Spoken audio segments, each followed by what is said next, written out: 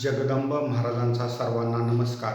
देव अंगात आल्यानंतर काहीच कळत नाहीये अशा देवी भक्तांना, माता भगिनींना मी असं सांगू इच्छितो, जर एखादी गोष्ट आपल्यालाच व्यवस्थित समजत नसेल तर ती गोष्ट आपण इतरांना समजून सांगू शकत नाहीये. अध्यात्म हा खूप मोठा विषय आहे. ग्रंथपुराणाचं अध्ययन करणं, एखाद्या देवीय ऊर्जेकडून ज्ञान संपादन करून लोकांचं हित साधणं वाटते तेवढी सोपी गोष्ट नाहीये. माझ्या आध्यात्मिक ज्ञानाच्या आधारे देवीय ऊर्जा अंगात संचारल्यानंतर आपल्या अवतीभोवती जी काही परिस्थिती आहे ही पूर्णपणे आणि व्यवस्थित समजू शकते. जर एखाद्या व्यक्तीस देव अंगात संचारल्यानंतर आपल्या अवतीभोवती जी परिस्थिती आहे याचं भान राहत नसेल तर त्याच कारण त्या व्यक्तीचं आध्यात्मिक अध्ययन खूप कमी आहे. त्याला गुरुचं मार्गदर्शनही व्यवस्थित भेटत नाहीये आणि त्याला जी देवीय ऊर्जा प्राप्त आहे ही ऊर्जा वाढवण्यास योग्य आणि पात्र नाहीये, हे प्रमुख कारण आहे.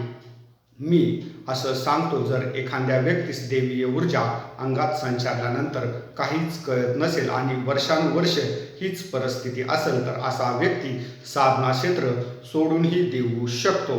जय भवानी, जय श्रीराम. जगदंब हर हर महादेव, हर हर महादेव.